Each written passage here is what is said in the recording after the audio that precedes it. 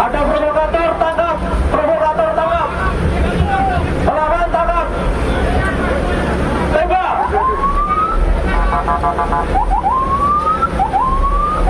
Ada provokator, tangkap!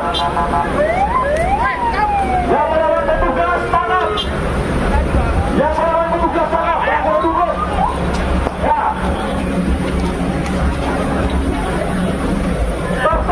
Stop! Ya, stop! Stop.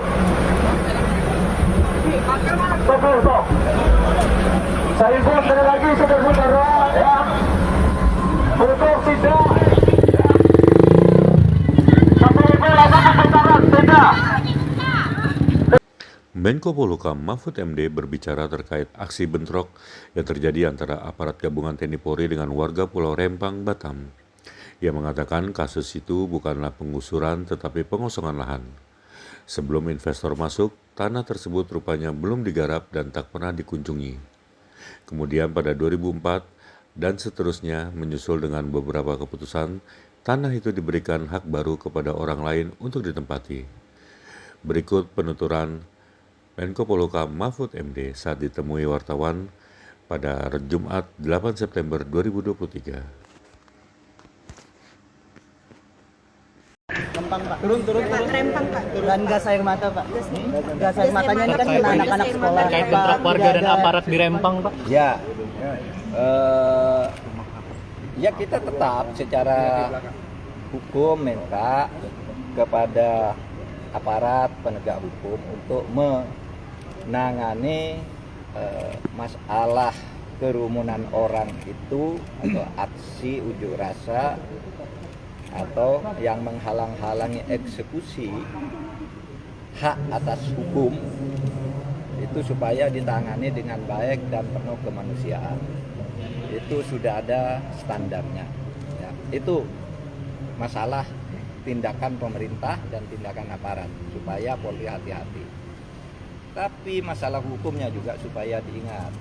Banyak orang yang tidak tahu bahwa tanah itu, Rempang itu sudah diberikan haknya oleh negara kepada sebuah perusahaan, entitas perusahaan untuk digunakan dalam hak guna usaha. Itu Pulau Rempang.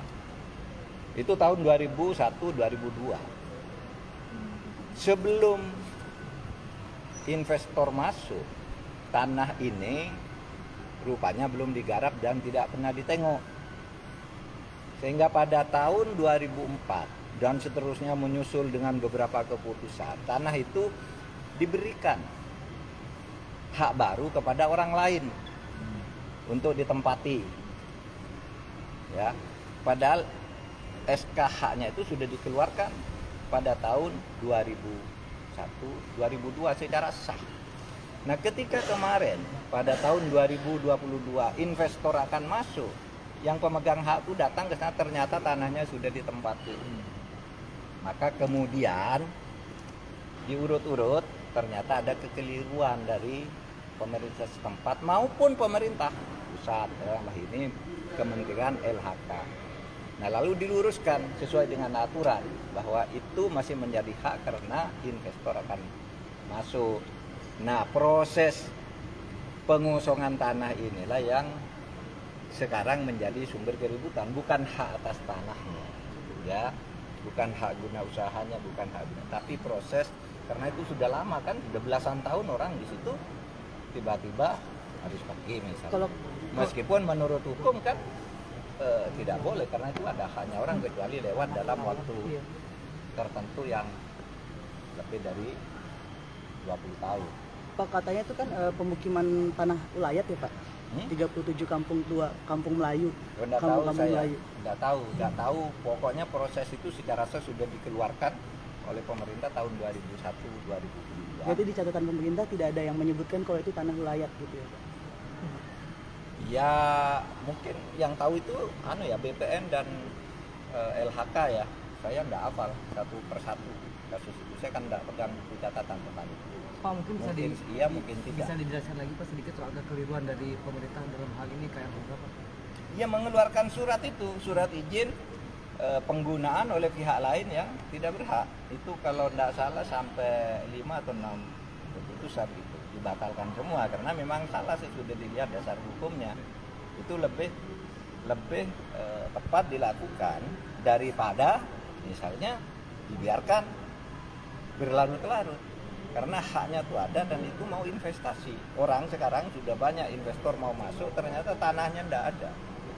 Sehingga harus dikosongkan dulu. Itu saja masalahnya sebenarnya. Tinggal sekarang kan perlu mungkin uang kerohiman, bukan uang ganti rugi karena mereka memang tidak berhak. Uang kerohiman ini dan bagaimana memindahkannya dan kemana, mungkin itu yang perlu didiskusikan antara pemegang hak bersama investor dan rakyat setempat.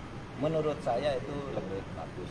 Tapi kalau hak yang sudah dimiliki tidak kita berikan, itu berarti pemerintah melanggar hukum juga. Dan setiap hasilnya nanti misalnya pajak yang masuk ke negara atau apapun yang dihasilkan dari situ kan menjadi temuan korupsi. Iya kan? Oh, haknya orang, diproduksi orang, kamu ngambil pajaknya, kamu biarkan bisa korupsi atau kriminal biasa. Kan gitu. Nah, itu supaya dipahami oleh masyarakat, supaya dipahami bahwa kasus itu bukan kasus penggusuran tetapi memang pengosongan karena memang secara hak itu akan digunakan oleh pemegang haknya. Tinggal soal kerohimannya berapa, pemindahannya kemana. Dan jangan sampai menggunakan kekerasan kecuali dalam keadaan tertentu yang sudah gawat, ya kan? Kan banyak juga orang sudah tidak bisa membela diri, dari terpojok kan terpaksa mungkin gunakan gas, senjata atau pentungan karet atau apa. Cukup ya? Tapi ini ada anak-anak Pak, apa gas air mata tetap dipertimbangkan? Orang tua sama harus dihormati semua. Kalau ditanya nanti anak-anaknya sudah digendong, nanti kamu tanya lagi, Pak yang gendong pincang Pak, sehingga jatuh juga. Sudah melakukan tindakan yang berlebihan ya Pak ya, dalam proses